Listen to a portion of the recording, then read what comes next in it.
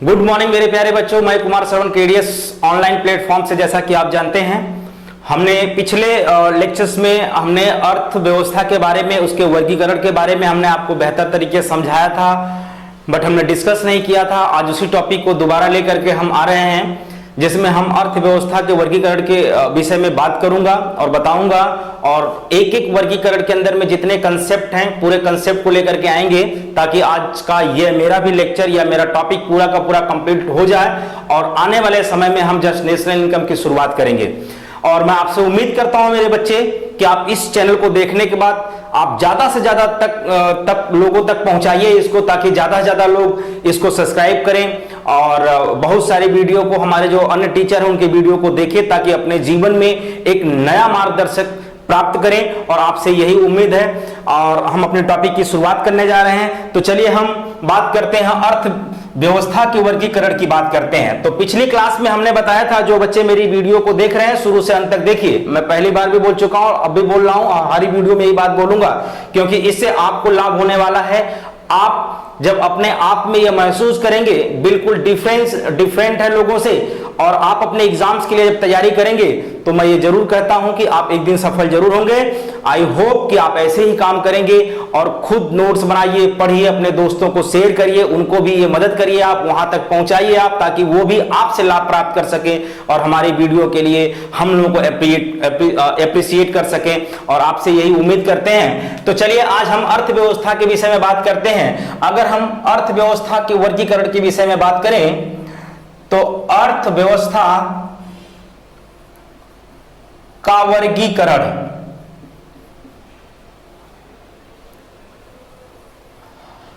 अगर हम इसको डिवाइड करें तो इसको 3 भागों में डिवाइड किया जाता है। हमने बताया था, जैसे कि पिछली क्लास में आपने पढ़ा होगा। पहला, on the basis of government, इसको हिंदी में बोलते हैं सरकार के आधार पर, सरकार के आधार पर। और number 2, on the basis of development, विकास के आधार पर। और तीसरे चौथे सेगमेंट में हमने 2 लिया था। एक पहला बंद अर्थव्यवस्था, जिसको हम लोग इंग्लिश में क्लोज इकोनॉमी कहते हैं, और अगला है ओपन इकोनॉमी, अर्थात खुली अर्थव्यवस्था। उम्मीद करता हूं आप लोगों को यह पहले भी बात पता होगा। तो आज हम लोग एक एक सेगमेंट पे बात करते हैं कि सरकार के आधार पर कितने टाइप्स की अर्थव्यवस्था होती हैं, जरा इस पर हम बात करने जा रहे हैं। तो सरकार के आधार पे अगर हम बात करें बेटा, तो सरकार के आधार पर भी 3 प्रकार से बांटा गया है। नंबर 1, अगर मैं सरकार के आधार पे बात करूं, सरकार के आधार पर इंग्लिश वाले on the basis of the government, इसमें हमने पहला लिया था पूंजीवादी अर्थव्यवस्था, समाजवादी अर्थव्यवस्था, और तीसरा मिश्रित अर्थव्यवस्था।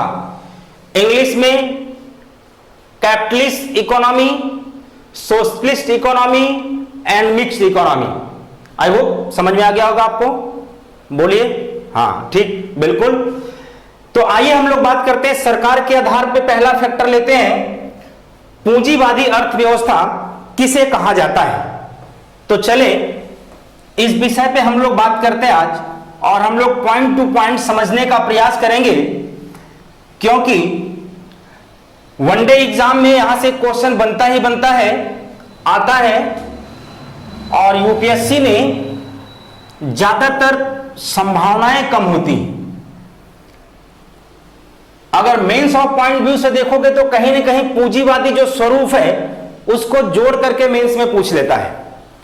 लेकिन अगर हम ऑब्जेक्टिव क्वेश्चन की बात करूं तो वनडे एग्जाम में आता है यहां से क्वेश्चन, और कई बार आया भी है।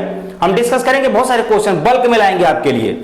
थोड़ा अभी कुछ समस्या, हमारे पास इक्विपमेंट अभी नहीं हो पा रहे हैं, एडजस्ट हम लोग कर रहे हैं, उसको लाने का प्रयास कर रहे हैं। जैसा कि आप लोग जानते हैं कि लॉकडाउन चल रहा है तो बहुत सारी मार्केट क्लोज है, लेकिन जैसे हो जाता है बेटा हम आपको एक साथ बहुत सारे क्वेश्चन आएंगे और हर क्वेश्चन पर हम लोग 2 दिन 3 दिन 4 दिन डिबेट्स करते रहेंगे, और सारे क्वेश्चन को जो बैक ईयर 10 साल का क्वेश्चन पूछा गया और कमिंग क्या हो सकते हैं या क्या ये आयोग पूछ सकता है क्वेश्चन, उस पर भी हम बात करेंगे। तो आइए हम लोग शुरू करते हैं। पूंजीवादी अर्थव्यवस्था, अगर हम बात करें पूंजीवादी अर्थव्यवस्था, पूंजीवादी अर्थव्यवस्था की अगर हम बात करें तो इस अर्थव्यवस्था को ध्यान से समझिएगा, अनियंत्रित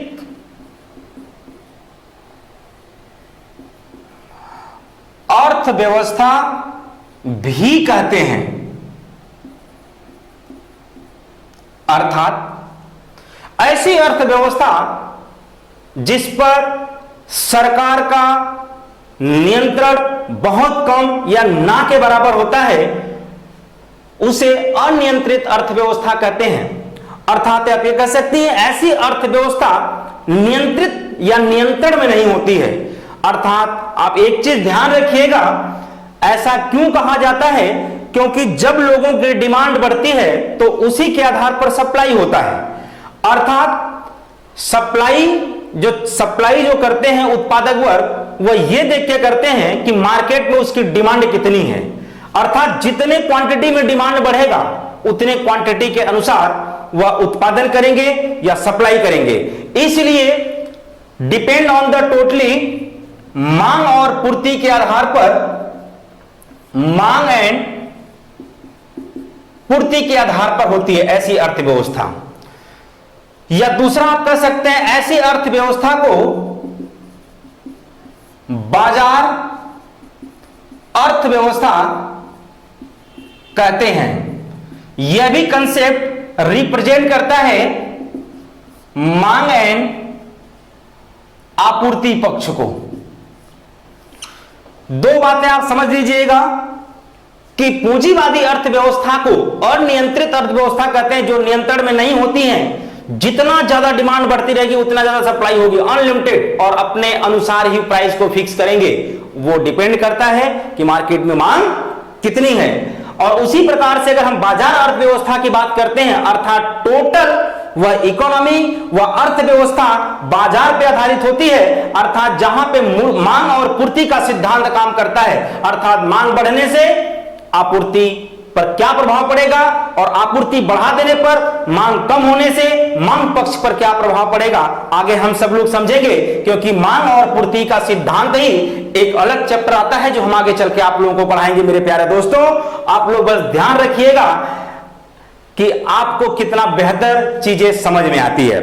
आई होप कि आप 2 पॉइंट को समझ गए होंगे कि पूंजीवादी अर्थव्यवस्था एक अनियंत्रित अर्थव्यवस्था कहा जाता है, या इसी को हम लोग बाजार अर्थव्यवस्था के नाम से जानते हैं। चलिए अब इसके हम थोड़ा सा डीप अंदर जाने की कोशिश करते हैं पूंजीवादी अर्थव्यवस्था में।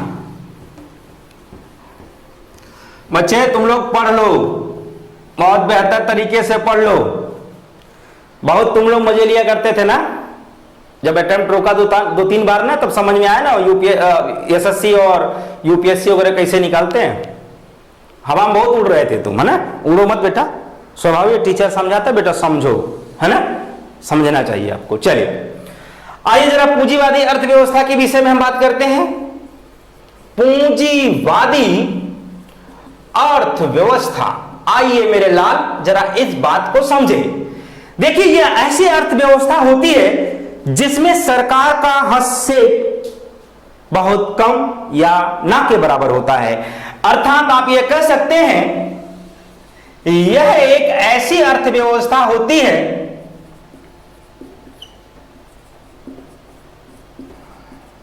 जहां सरकार का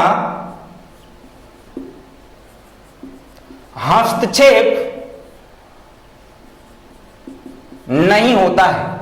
अर्थात आप दूसरे पक्ष में कह सकते हैं यहां पे जो सरकार की भूमिका है, सरकार की भूमिका नहीं होती है, अर्थात होती है भी तो नाम मात्र के हम मान सकते हैं।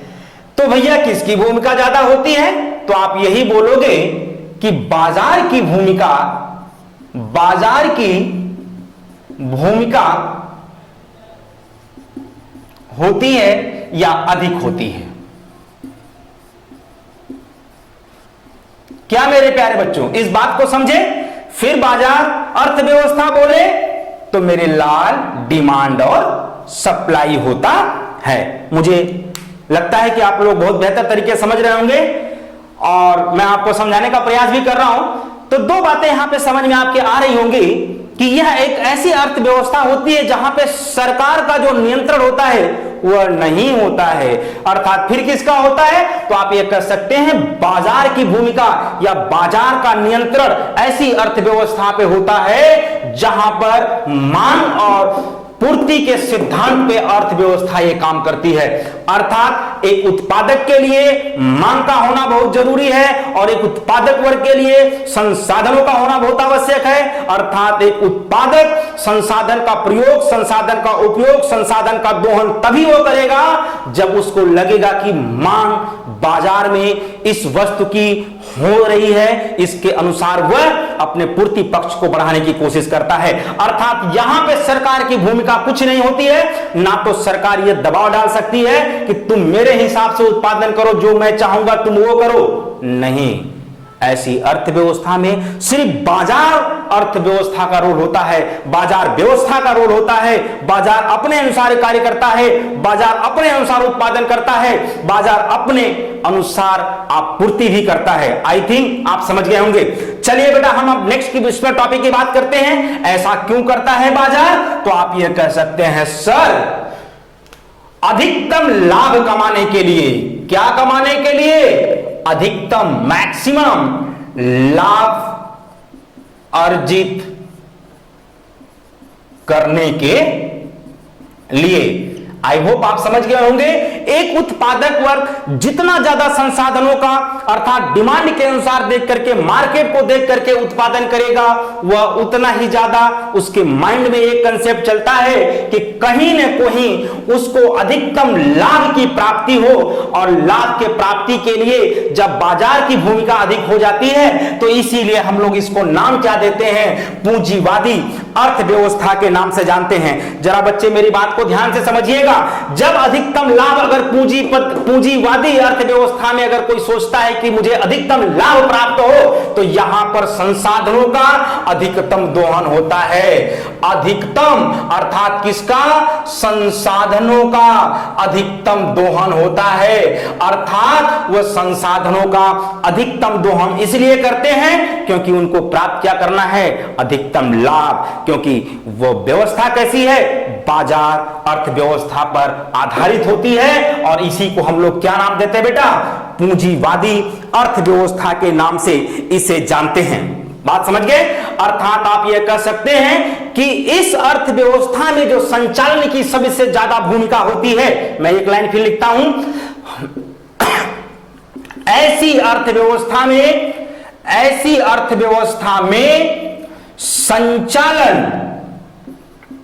संचालन करने की भूमिका बाजार की होती है। बाजार की होती है। तो मेरे लाल और मेरे लाली, मेरे प्यारे बच्चे, इस बात को आप जरा समझिएगा।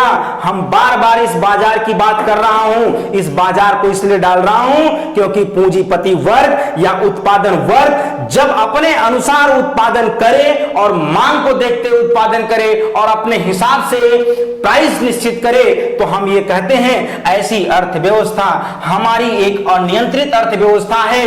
इसको बाजार अर्थव्यवस्था के नाम से जानते हैं और इसी को हम लोग क्या बोलते हैं मेरे लाल? पूंजीवादी अर्थव्यवस्था के नाम से जानते हैं। जैसे फॉर द एग्जांपल बहुत सारी ऐसी कंट्री होंगी जैसे यूरोपियन देश, यूएसए, ये सब क्या है बेटा? ये सब पूंजीवादी अर्थव्यवस्था के एक उदाहरण है। जैसे हम अगर आपको लिख दें, जैसे यूरोपियन देश यूएसए, ये क्या है बेटा, ये पूंजीवादी अर्थव्यवस्था को लागू अपने यहां करते हैं और ये पूंजीवादी अर्थव्यवस्था के नियम और कानून को फॉलो करते हैं। आई होप कि आप पूर्णतः इसको पूरा का पूरा समझ गए होंगे। और मैं एक बार बता देना चाहता हूं बेटा, ये पूंजीवादी अर्थव्यवस्था 1760 से लेकर के 1800 के बीच जब यूरोप में औद्योगिक क्रांति शुरू होती है, वहां से ज्यादातर दिखाई देने लग जाता है पूंजीवादी अर्थव्यवस्था। अगर इस पॉइंट को आप लिखना चाहते हैं तो आप बताइएगा 1760 से लेकर के 1820 के बीच जब औद्योगिक क्रांति होती है, औद्योगिक रेवोल्यूशन होते हैं या क्रांति होती है, तो यहां पर यह पूंजीवादी अर्थव्यवस्था का एक शुरुआत माना जाता है। अर्थात यहीं से पूंजीवादी अर्थव्यवस्था की धारणा हर देश के अंदर में आ जाती है। आई होप कि मेरे इस लेक्चर को आप बेहतर तरीके से समझ पा रहे होंगे। आज मैं फुल्ली मूड में हूं बेटा पढ़ाने के लिए। आज आप पढ़ते रहिए, मेरे लेक्चर को देखते रहिए, मैक्सिमम शेयर करते रहिए। मैं आपसे यही उम्मीद करूंगा मेरे बच्चे कि आपको मैं अर्थव्यवस्था का, अभी तो शुरुआत है, कहानी तो अभी बाकी है मेरे दोस्त, अभी बड़े लंबे लेके चलेंगे, आप समझिए मेरे दोस्त। बहुत ही चैप्टर है, 15-16 चैप्टर, जो 15-16 चैप्टर इकोनॉमी के हैं। मैं चाहूं तो 12 घंटे में उसको खत्म कर सकता हूं, लेकिन नहीं, मैं चाहता हूं कि 12 घंटे आप काम करें। पहले अपने हैबिट को आप बनाइए, नोट्स को बनाइए, पढ़ने की आदत डालो। टीचर तो महान होता ही अपने आप में बेटा। जिस दिन मेरे माइंड में आ जाएगा कि लाइव क्लास में 12 घंटे नहीं, मुझे 6 घंटे में खत्म करना, उस दिन चैलेंज देता हूं इस चैनल से, मैं केडीएस ऑनलाइन प्लेटफॉर्म से, उस दिन मैं 6 घंटे में इकोनॉमी खत्म करके दिखाऊंगा। और ये मेरा दावा भी है। और मैं अभी इसलिए धीरे चल रहा हूं क्योंकि आप, लॉकडाउन का समय है ना, आप एंजॉय करिए। अब घूम तो सकते नहीं, थोड़ा टीवी भी देखिए, मोबाइल यूज करते हैं, थोड़ा यूट्यूब वगैरह चलाते हैं, तो प्लीज इसको भी शेयर करें, लाइक करें और दूसरे तक पहुंचाएं। तो अब हम आगे बात करने जा रहे हैं। पहली अर्थव्यवस्था हमारी पूंजीवादी अर्थव्यवस्था समाप्त हो गई है। अब हम लोग धीरे धीरे समाजवादी अर्थव्यवस्था की तरफ बढ़ने जा रहे हैं। तो मेरे प्यारे दोस्तों, जैसा कि हमने अभी आपको समझाया कि पूंजीवादी अर्थव्यवस्था, नाउ अब सेकंड टॉपिक पे हम लोग चल रहे हैं, समाजवादी अर्थव्यवस्था की तरफ हम मूव करते हैं। तो चलिए हम लोग देखते हैं कि समाजवादी अर्थव्यवस्था क्या होती है।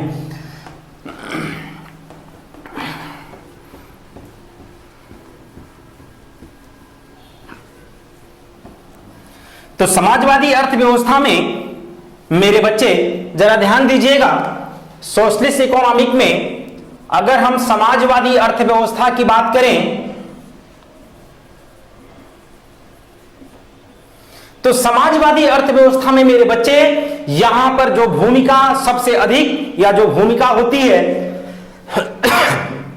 वह सरकार की भूमिका होती है। सरकार की भूमिका होती है। अब यह सरकार निश्चित करती है कि किसका उत्पादन होना चाहिए और कितना उत्पादन होना चाहिए,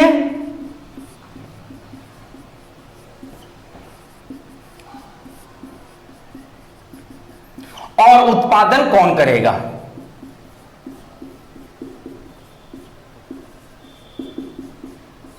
आई होप आप मेरी बात को पूरी तरीके से समझ पा रहे हैं। तो यहां पे बेटा मैं बताना चाहूंगा कि समाजवादी अर्थव्यवस्था में सरकार की भूमिका होती है, अर्थात सरकार अपने नियंत्रण में रखती है। तो इसी को हम दूसरा नाम दे देते हैं, यह नियंत्रित अर्थव्यवस्था होता है, अर्थव्यवस्था होता है, या फिर हम यह कह सकते हैं यह योजनागत अर्थव्यवस्था होता है। दोनों बात को समझिएगा बेटा। यहां पे सरकार की भूमिका मतलब मैक्सिमम या सरकार की भूमिका होता है, और सरकार यह निश्चय करता है कि कितना उत्पादन होना चाहिए और किसका उत्पादन होना चाहिए और उत्पादन कौन करेगा, अर्थात इसी को हम लोग बोलते हैं समाजवादी अर्थव्यवस्था। बच्चे यहां पे ध्यान एक चीज का दीजिएगा जरा, जब इस प्रकार की व्यवस्था अगर सरकार ही यह निश्चित करने लग जाए कि किसका उत्पादन होना चाहिए और कितना उत्पादन होना चाहिए और कौन उत्पादन करेगा, तो यह मान के चलिए अगर सरकार ने कह दिया, सरकार ने कहा कि किसान वर्ग को कितना उत्पादन करना है, तो क्या लगता है आपको, यहां पे किसान एक दबाव महसूस करते हैं, यहां पे किसानों की एक फ्रीडम नहीं होती है। ऐसी अर्थव्यवस्था शुरुआत में प्रारंभिक स्तर पे तो बहुत अच्छी मानी जाती है, लेकिन एक लंबे समय तक जाते जाते इसका नकारात्मक प्रभाव धीरे धीरे पड़ने लग जाता है, क्योंकि बेटा यहां पर किसान वर्ग जो है कि एक सरकार के नियंत्रण में होता है और सरकार के बताए गए नियमों और कानूनों के अनुसार से उसको कितना उत्पादन करना है वह उत्पादन करता है, लेकिन यहां पर किसान फ्रीडम नहीं होता है। अर्थात ऐसी अर्थव्यवस्था में हम ये कह सकते हैं,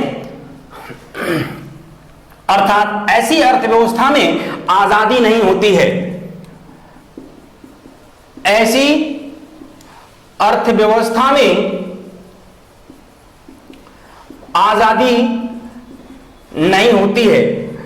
प्रारंभिक स्तर पर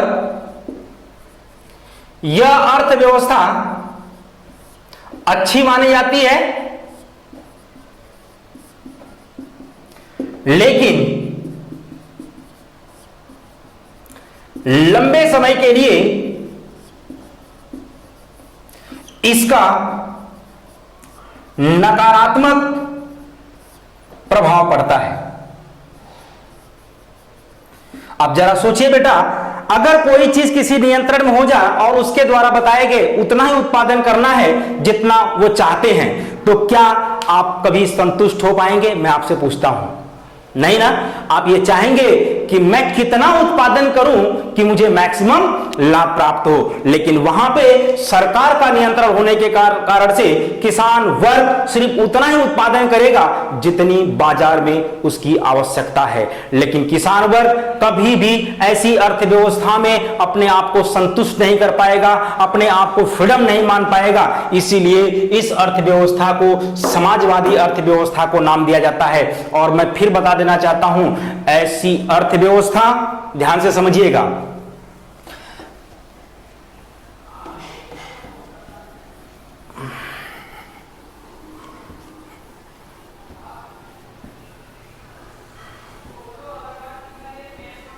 ऐसी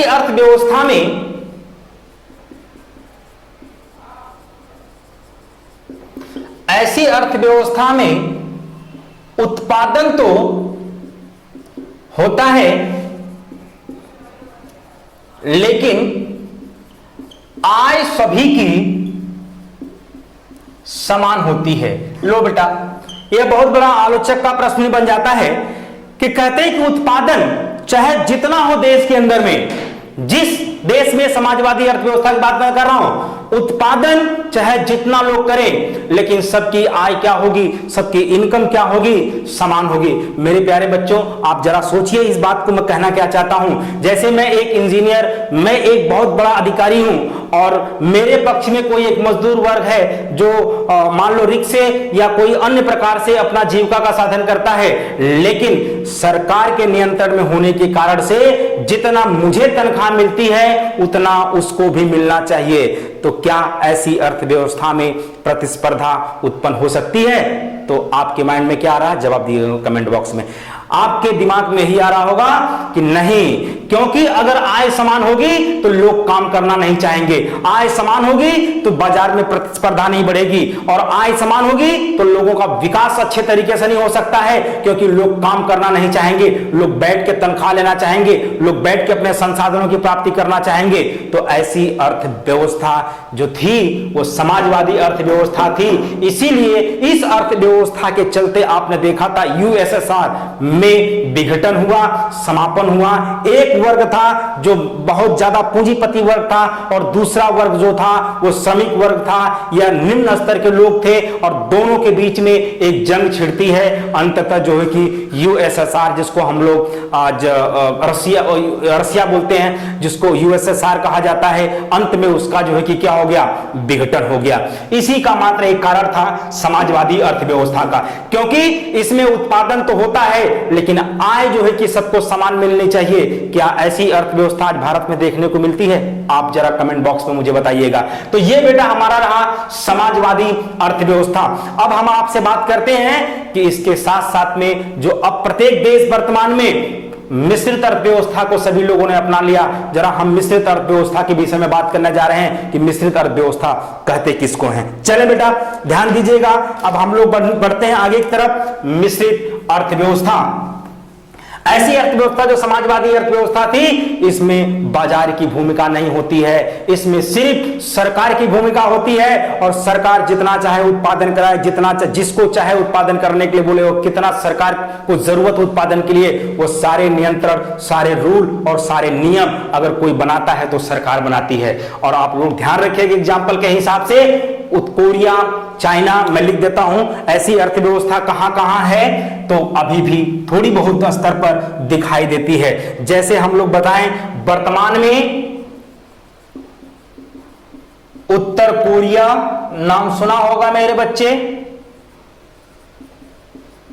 चाइना और आपने क्यूबा का नाम सुना होगा। तो ऐसी अर्थव्यवस्था जो समाजवादी अर्थव्यवस्था है, यह अर्थव्यवस्था इन देशों में अभी भी है जो कि समाजवादी अर्थव्यवस्था के पूरे नियम को फॉलो करते हैं। तो चले हम लोग बात करते हैं आज मिश्रित अर्थव्यवस्था पर कि मिश्रित अर्थव्यवस्था क्या होता है। देखिए एक बात ध्यान से समझिएगा कि मैं एक बात ध्यान से समझा रहा हूं आपको कि प्रथम विश्व युद्ध कब हुआ बेटा? तब था।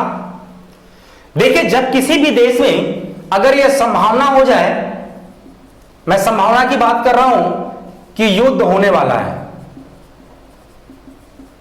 तो बेटा इस केस में हमेशा उत्पादन जो है कि बढ़ना शुरू कर देता है।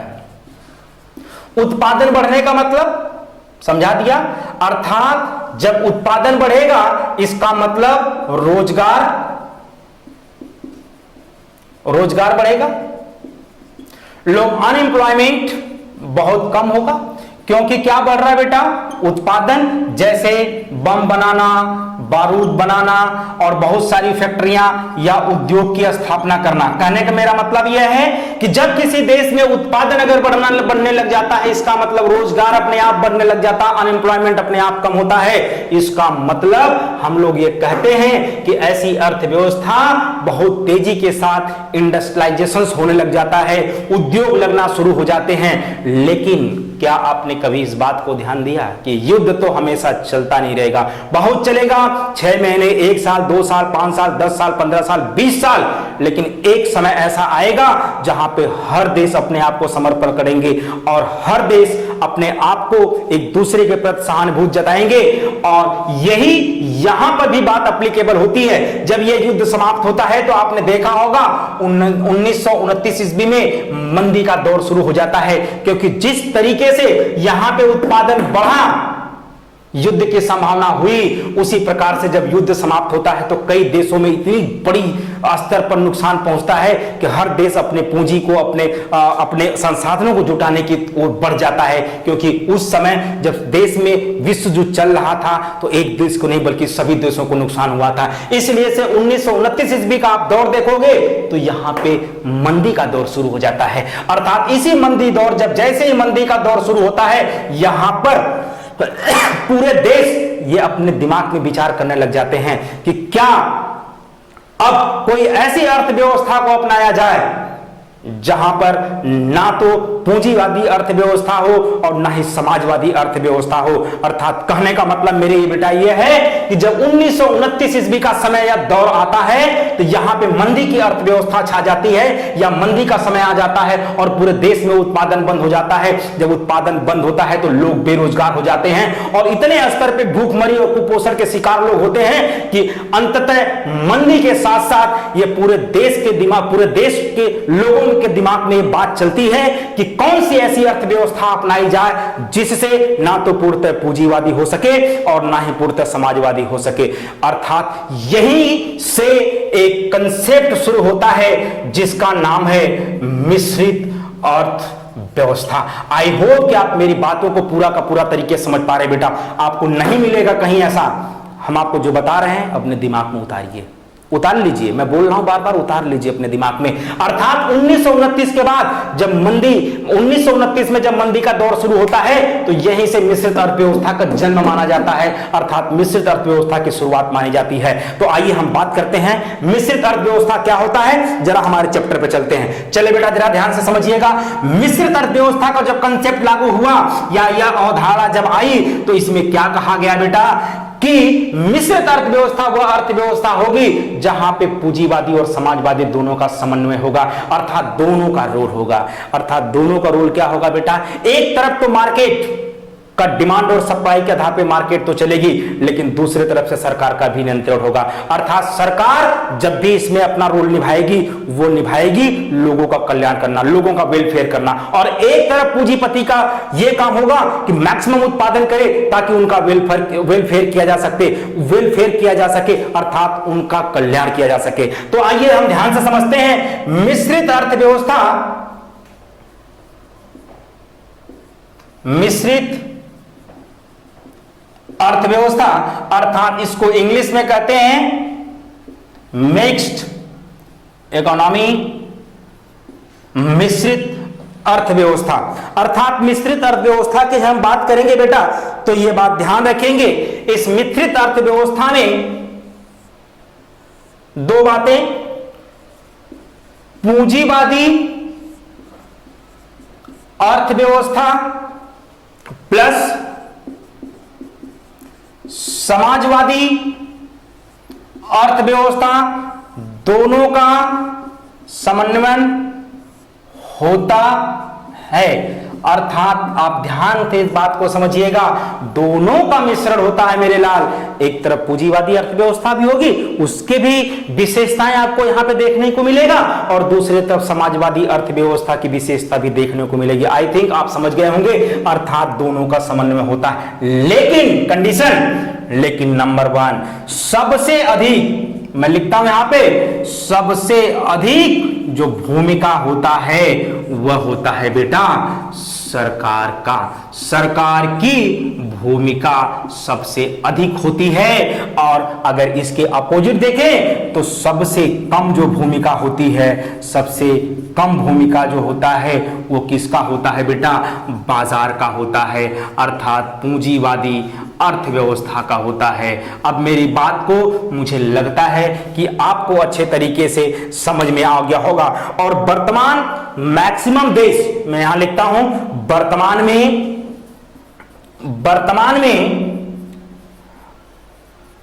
अधिकतम देश में कौन सी अर्थव्यवस्था लागू बेटा, मिश्रित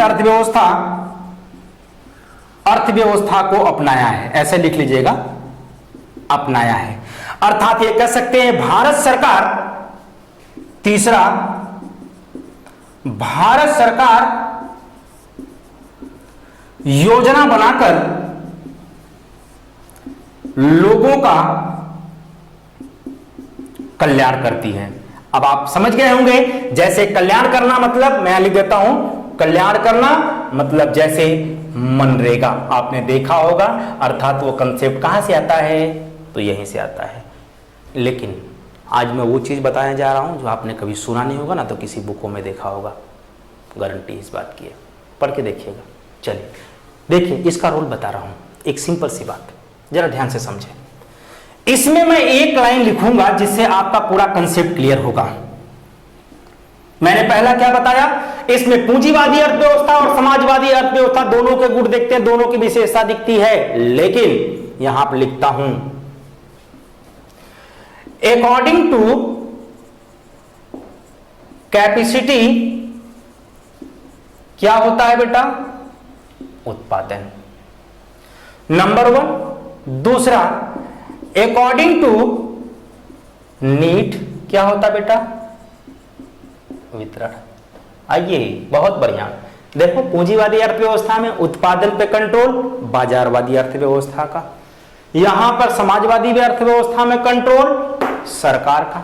लेकिन नहीं, यहां पे कहा गया है कि आपके क्षमता के अनुसार आप उत्पादन करेंगे, अर्थात आपके ऊपर पूरे दबाव नहीं है, आपकी जितनी क्षमता है आप उत्पादन करिए।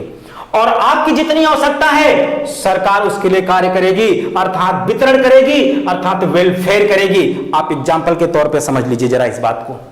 अगर मैं कहता हूं कि उत्पादन देश में होना चाहिए, लोग भूखे मर रहे हैं, बात बिल्कुल सही है, उत्पादन वर्ग उत्पादन करेगा, लेकिन हम ये कह रहे हैं कि उनके शिक्षा का विकास भी होना चाहिए। और जहां तक शिक्षा की विकास नहीं पहुंचती वहां पे सरकार अलग से कोई योजना बना करके विकास करेगी। इसका मतलब आप समझ गए ना कि जो नीड है, जो लोगों की आवश्यकता है, उसके लिए सरकार वितरण करेगी, उसके लिए सरकार वेलफेयर करेगी, लेकिन कैपेसिटी के अनुसार उत्पादन करेगी। लेकिन यहां पे मेरे बच्चे समाजवादी अर्थव्यवस्था में क्या कहा गया था, सरकार के अनुसार उत्पादन किया जाएगा, और कितना उत्पादन किया जाएगा और कौन उत्पादन करेगा ये कौन डिसाइड करेगा, सरकार करेगा।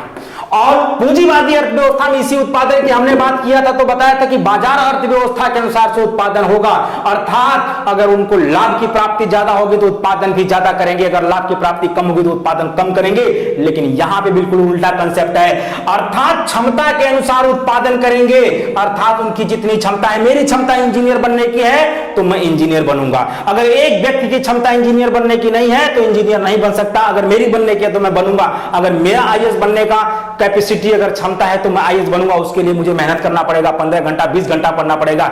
लेकिन यहां पे समाजवादी अर्थव्यवस्था में क्या था, उल्टा, अगर मैं 15 घंटा करके 50,000 कमा सकता हूं तो एक व्यक्ति जो 15 घंटा काम नहीं करता उसको भी 50,000 सैलरी मिलना चाहिए, एकदम अपोजिट। लेकिन यहां पर कैपेसिटी के अनुसार अर्थात क्षमता के अनुसार उत्पादन होना चाहिए, और उसकी आवश्यकता है तो वितरण भी सरकार करेगी। अर्थात आपने देखा होगा गरीब मजदूर एपीएल बीपीएल कार्ड वालों को क्या होता है, उनकी जरूरतें, उनकी आवश्यकता है, तो वो क्या करते हैं, सरकार वेलफेयर का काम करती है, उनको अन्न पहुंचाती है, 2 रुपए किलो, 3 रुपए किलो, 5 रुपए किलो, केरोसिन जिसको हम लोग बोलते हैं मिट्टी का तेल, ये सारी चीजें क्या है बेटा, उसके अनुसार होता है। अर्थात सरकार यहां पे दो कंसेप्ट को बहुत बेहतर तरीके से पूंजीवादी अर्थव्यवस्था में देखने को मिलता है कि अकॉर्डिंग टू कैपेसिटी, क्षमता के अनुसार उत्पादन वो व्यक्ति करेगा, लेकिन अकॉर्डिंग टू नीड, अगर उसकी आवश्यकता है तो सरकार उसके लिए वेलफेयर या योजनागत या योजना बना करके उसको उसका कल्याण करेगी। तो ये बातें दोनों पॉइंट आप लोग बेहतर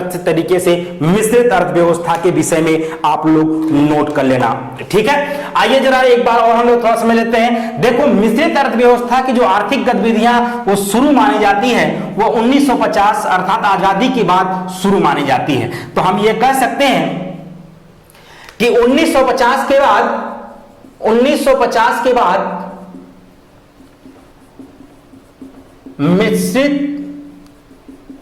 आर्थिक गतिविधियां की शुरुआत मानी जाती है। एक लाइन में अगर हम बोले बेटा तो आप क्या बताओगे बेटा, आप ये कह सकते हैं अर्थात आजादी के बाद। किसके बाद बेटा, आजादी के बाद। जरा इस बात को समझना। लेकिन पहले जो है कि मिश्रित, अब यही बात हम कर देते हैं यहां पर मिश्रित अर्थव्यवस्था में, अगर हम करें बात मिश्रित अर्थव्यवस्था में जो समाजवादी का रोल था या रोल है वो कितना प्रतिशत बेटा, 75% तक रोल है, अर्थात सरकार के नियंत्रण में है, और 25% जो है वह पूंजीवादी अर्थव्यवस्था का प्रभाव, क्योंकि जरूरी है अगर प्रतिस्पर्धा नहीं होगा तो दिक्कत हो जाएगी। और इसी को लेकर के 1991 में एलपीजी मॉडल की शुरुआत किया गया है। तो बेटा आई होप कि आप पूरा का पूरा मिश्रित अर्थव्यवस्था को समझ गए होंगे। तो अब हम लोग नेक्स्ट क्लास में बात करेंगे on the basis of development, अर्थात विकास के आधार पर अर्थव्यवस्था क्या है उसके विषय में बात करेंगे बेटा। यही मैं अपने लेक्चर को पूर्णतः समाप्त कर रहा हूं। अगर आपको फिर भी लगता है कि समझ में नहीं आया है तो कमेंट बॉक्स ऑन रहता है, उसमें कमेंट करें और हमको एक नया सुझाव भी दे सकते हैं, हम एक्सेप्ट करने के तैयार हैं। मेरे बच्चे, अगर जो लोग मेरे लेक्चर को देख रहे हो, मेरे प्यारे बच्चों, आप देखो इतनी गर्मी में इतनी मेहनत हम आप लोगों के लिए करते हैं। क्यों करते हैं बेटा? क्योंकि हम चाहते हैं कि आप सफल हों, ताकि हम लोगों का आपके साथ नाम जुड़े, आप एक सफल व्यक्ति माने जाएं और हम लोगों का भी कहीं ना कहीं नाम उस सफलता में आपके साथ हो।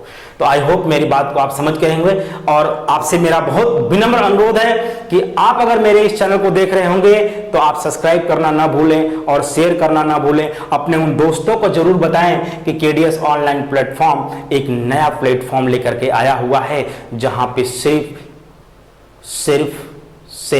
बच्चों की विकास की बात करता है, सिर्फ बच्चों की विकास की बात करता है, बच्चों की सफलताओं की बात करता है कि बच्चे सफल कैसे होंगे, उनके लिए प्रयास करता है, उनके लिए पूरा एफर्ट्स लगाता है, उनके लिए कंसेप्ट लेकर के आता है। आई होप आप समझ गए होंगे। चलिए मैं अपने लेक्चर को यहीं पर समाप्त करता हूं। धन्यवाद। फिर हम कल मिलते हैं on the basis of development, अर्थात हम विकास के आधार पर अर्थव्यवस्था की बात करेंगे। थैंक यू सो मच मेरे प्यारे बच्चों।